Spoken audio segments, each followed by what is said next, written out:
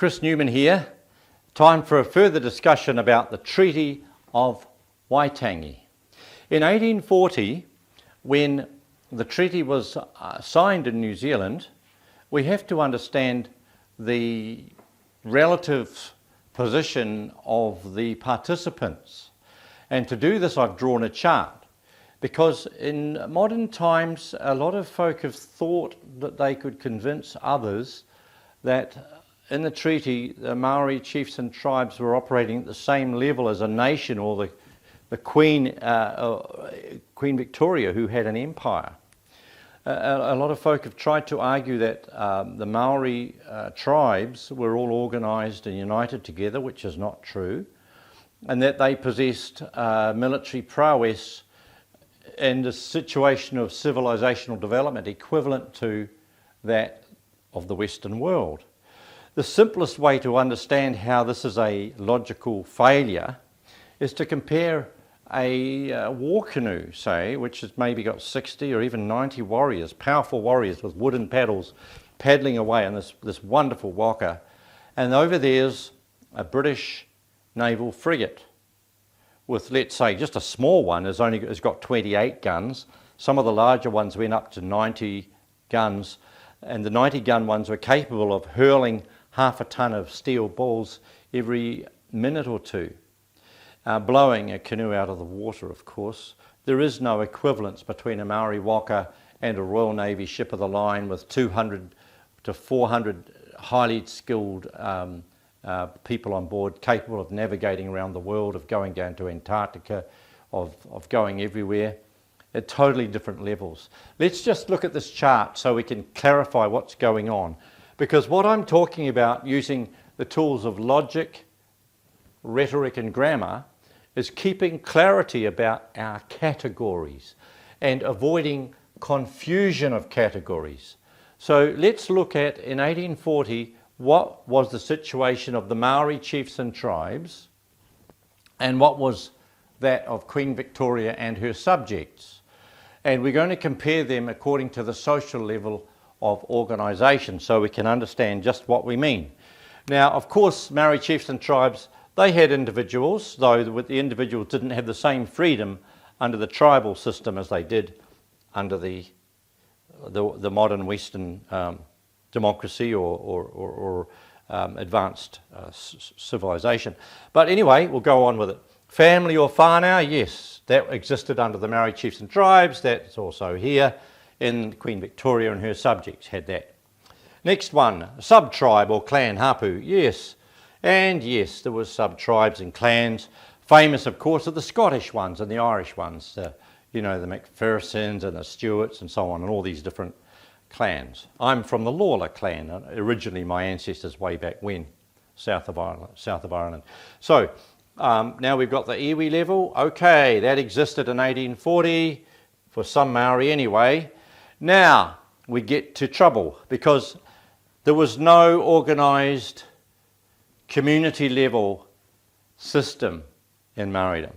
But we had that in the British system. We had mayors, we had provinces, you know, boroughs, counties, everything. No such thing existed in New Zealand. In 1840, society collectives, none. Of course, we had them here in the British. Just think there was many types.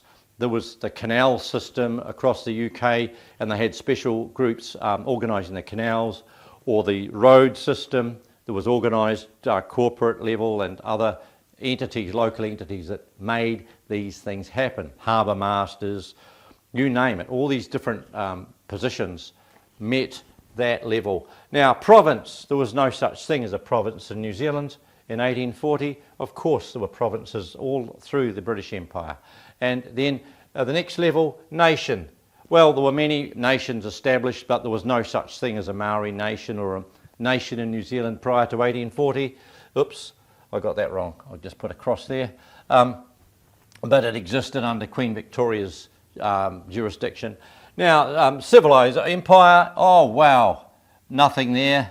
Of course, there was the British Empire.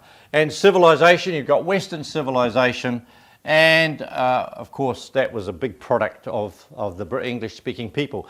So you can see in terms of categories, these chiefs, tribes and everything in New Zealand, 1, 2, 3, 4, and 1, 2, 3, 4, 5, 6, 7, 8, 9, 10.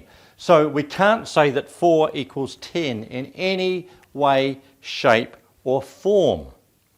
Just because a warrior has a Maori warrior has a weapon, which is a stick or a stone club or a whalebone club, is not equivalent to what was developed in weaponry in the West, for example, or in terms of anything, education, Shakespeare, just take it wherever you want to go.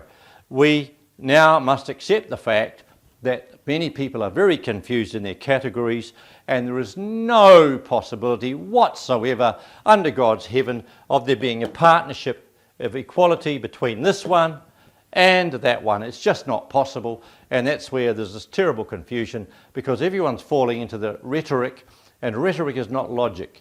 I've just given you an example of logic using categories and examples, and this is clear in the Treaty of Waitangi. What it is where these people here, the chiefs and tribes, are being invited to come into this world and join Queen Victoria and her subjects within the realm of the common law as a base of the natural law. From that later on we can, of course, in New Zealand introduce these other levels, but that's going to take time because we're starting from the ground zero state virtually of a primitive tribal society that doesn't have any of these advanced levels, and this is going to have to be developed over time by the people of New Zealand, who are us, who are the descendants of this group. And in the modern time, this is what we're finally coming to, is realizing, yes, we've got work to do yet to complete the building of our nation, because a whole group of people want to go back into the primitive past and live according to that standard, which just doesn't make sense in the modern age. So this category explains in a simplest way, and I will now introduce my book. The category system explains in the simplest way the logic and the truth of the matter. And this book, Fraud, Plunder, Treason in Our Treaty, sets out these matters in even greater detail, available at newmanpress.com. Chris Newman here. Thank you for going through this with me. I'm sure that now that you understand the difference between the two categories, you will no longer be confused and will absolutely understand the fact of the matter. The Treaty of Waitangi brought this group here into alignment with this group here, and they willingly gave their consent because there was a huge bonus in accepting that the incoming British system was going to bring to the local situation so many improvements and so much benefit for all parties concerned.